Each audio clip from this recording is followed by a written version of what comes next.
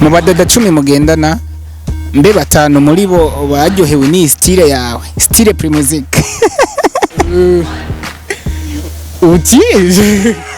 ati mu badada 10 musohokana kubera ari style yishe ufise style Primusic. Muri abadada 10 harimo batanu kumbure baryohewe ni style Primusic ku gashati kudushatsi kumbure tugoroye, harimo batanu bayifiri nko kubera nk'ubu style ubona uno munsi niho tuyitoreye n'izina urumva nta barayibona mu bisanzwe ariko niho tuyitoreye izina mugahoro yambara deje. Ego nahora ndayambara hama sin abadada 10 tugendana batanu muri bo canke batandatu muri bo barayifirinze barayikunze tugenda dusohokana sinzi je nta gusohokana dukundana je ico kibazo sinumva ko nokishiruye urabahishije. Ni minimum ya minota 25 uri muri douche iraheze, uravuye muri douche uraje ugomba witegura ingene wambara umushatsi. Umushatsi wawe utambeshe zofuma ndagakura mu kiganiro ndagakate utambeshe uwo mushatsi wagutwa umwanya ngo ungana gutegira ubutegure nk'uko umushatsi nta mwanya munini cyane kuko si ibintu nakoze uno munsi, ni ibintu nkunda kugira kenshi. Rero ikintu mu gihe ukigira kenshi usanga haragera igihe nyene nibaza nahengeshanya uburyo no gushikiriza umunezero ngufitiye. Amahwa yawe ni amanda sinzoya canzoya kunda azoba nyeretse kwa majambo y'urukundo yose ngutura wayakiriye. Niyo namaze kuja muri mood bro. Yaba ndi umudada nahita nari guhita ndagukunda ubwo nyine.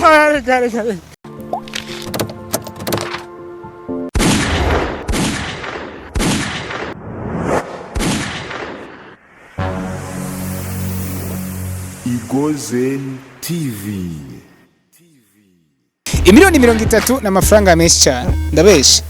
Kuruka bisana. Uramaze gukora kora umuriyoni wiwe wiga. Umuriyoni wanje nigabiye denku nibirabaho ko je ndacara umunyeshuri. Atari denku uramaze ko ego nayarenga. Uvuze denku ubuvuze kuvuga ati rimwe. Ayatazi rimwe ngiye ntawo tarafata umuriyo ari dindi. Sinzi ko yeraho sindashimwe kwishuraho. Kugira ngo wikore neza nkuko kugira ngo ushobore kuza kwitabirira iri higanwa rya Primusic 2023 byagutwaye akajyo kangana gute gukora umushatsi cameraman iraba umushatsi w'umutipe urabe amarori y'umutipe urabe agashati k'umutipe urabe agasakoshi k'umutipe urabe n'ikirato ciwe neza na neza uraza kuvuga ati uyo n'umustar yiteguriye iri higanwa rya Primusic bro byagutwaye amasaha ngaye kugira ngo reka duhere muri douche kwanza. Nta mwanya munini kuko ni ibintu vya buri munsi. Nk'umu artiste utegereza kuguma witeguye haba mu nyambaro haba mu ijwi ryawe numva n'umurimo wa misi yose kandi utegereza kugaragara neza kugira n'abakubona urekura ishusho nziza nk'umuhanzi. Iminota 30 uri muri douche uri kuroga uri kurisuganya nibaze ko yakwiye iminota 30 sinaravye isaha ariko ndi muri douche ntegereza kwitunganya kuko douche ni ikintu kubwanje fata ni ikintu gikomeye ni ikintu cubashwe utegereza kwicyorora nyene kugira ugaragare neza imbere ya Corida Magic imbere ya Mugisha Ami cyane ndabikundana kubwanje nanje niravye nkabona ko ngaragaye neza ubwa mbere na mbere ndabikora kugira kubwanje nyene ngaragare neza kubera ni ibintu nkunda ni ibintu byanjemo kuva mu bwana rero ni ibintu nguma nkorera ko cyane nk'ubu rero ndi muri kariyere y'umuziki wo urumva cantegereza kubikorera ku rundi rugero rurengereje nuko minimum ya minota 25 uri muri douche iraheze uravuye muri douche uraje ugomba witegura ingene wambara umushatsi umushatsi wawe utambeshe nzofuma ndagakura mu kiganiro ndagakate utambeshe uwo mushatsi wagutwara umwanya ngo ungana gute ubwira ubutegure nk'ubu umushatsi nta mwanya munini cyane kuko si ibintu nakoze uno munsi ni ibintu nkunda kugira kenshi rero ikintu mu gihe ukigira kenshi usanga haragera igihe nyene ubikora nyene utaniyumvira ugasanga wabikoze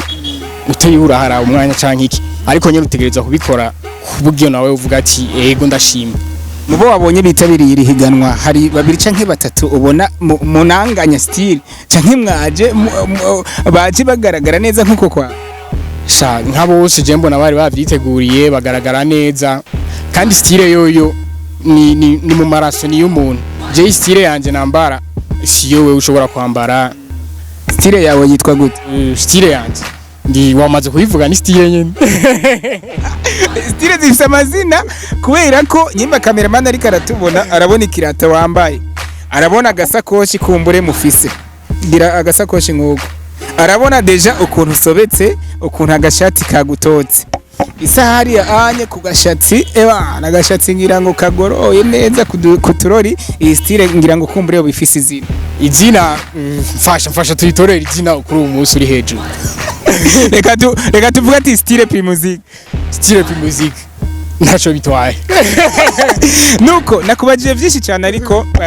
abariko baradukurikirana barakeneye kumenya umuririmvyi turi kumwe yitwa nde mbega akorera umuziki hehe ivyiwe na cyane cyane mu muziki vyimbitse bimeze gute vyiwa je nitwa Ngabirano Edgar niyo mazina abavyeyi banyise hanyuma kujya ubuhanzi mu bisanzwe jewe sanzwe ndi muri groupe sije je nyene ndirimbana n'uwundi mugenzi wanje we wakora rap yitwa Kid Yankee nanje nitwa ni Jenny Pastedi muri kundi ariko kundi yacu kubera irafise izina yayo ni Free Black Impala no kuvuga ni impara zidegemvya zirabura impara mbe ni gikoko impara yego ni muri bikoko vyira twashatse uravye ubu impara ubu ingene nyaruka ububangutsi bwayo twe natwe twavuze ati tugerageje tuka mu muziki wacu tugashiramwo uwo muvuduko nk'uw'impara ibintu vyogenda neza ubundi waje guserukira impara canke waje ku giti ciwa kuri ubu umunsi naserukiye naje ku giti canje kuko urabona ndi jenyene twari kuza jenyene kandi nico gituma nahisemo guca indirimbo ya groupe kubera nari jenyene mugenzi wanje agira rap Jenny R&B umva naciye ngerageza guseruka ku bwanje nka Ngabirano Edgar mu badada 10 mugendana mbe batanu muri bo baryohewe ni style yawe style Primusic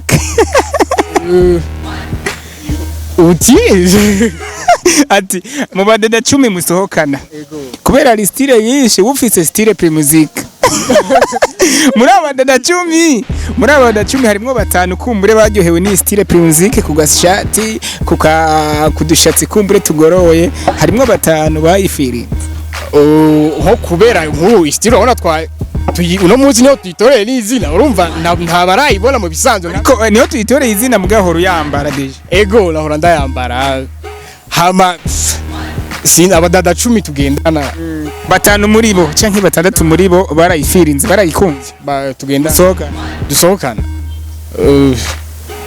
sinzi je nta gusohokana dukundana je ico kibazo sinumva ko nokishuruye urabahishije akazingi ngo turi kumwe nanje mengo wari wabibonye kwe mbega kajya kazingi ukarenganye ubutsinze kajya kazingi ndibaza urumva uburi muri centre urumva utegerezwa nyene kuguma barinze bagacapa hari igituma baba bagacafye nawe utegerezwa kugerageza kugira ugume hagati y'umuzingi kandi si mutoya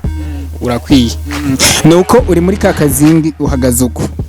turirimbire gatoyi uri muri kakazingi nyene najyajwe nyene bakoresheje muri Primusic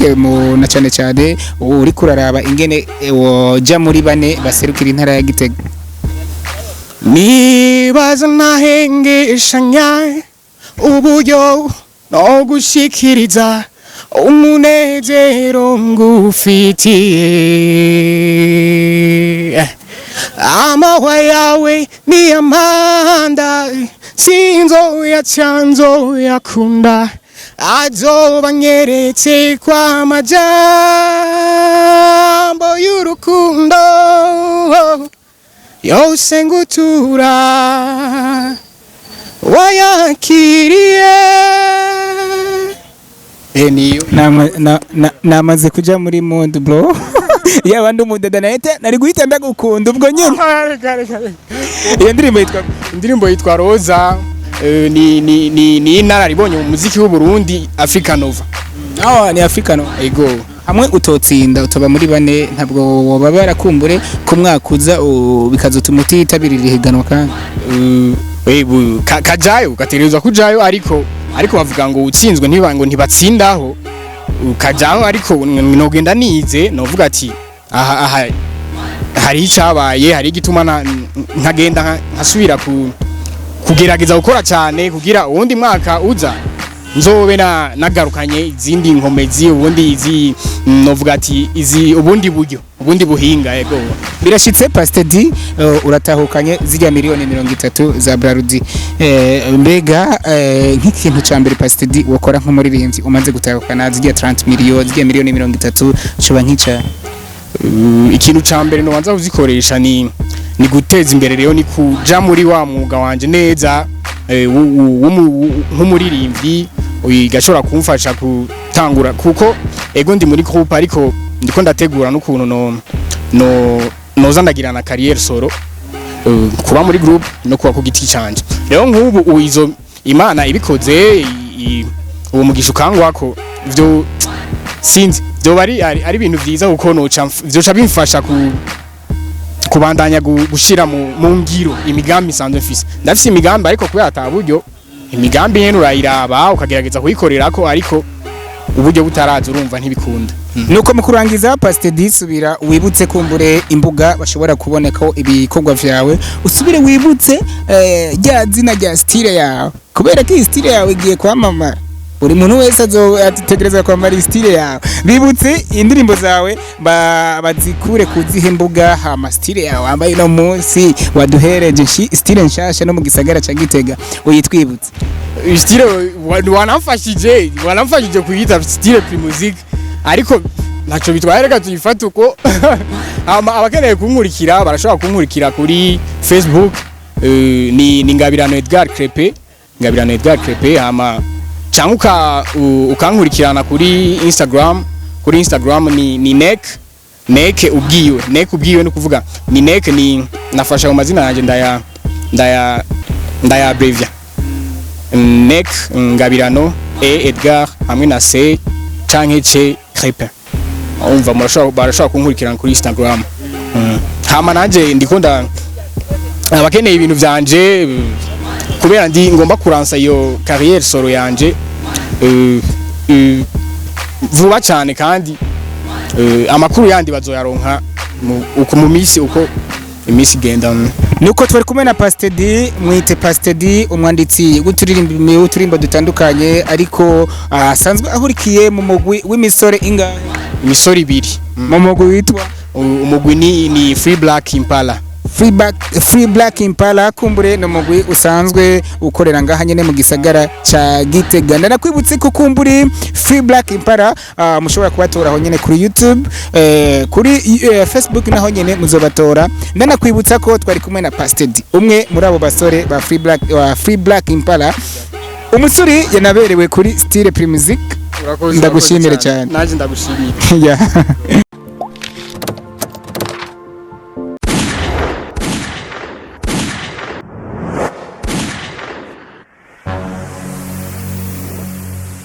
Azanye TV.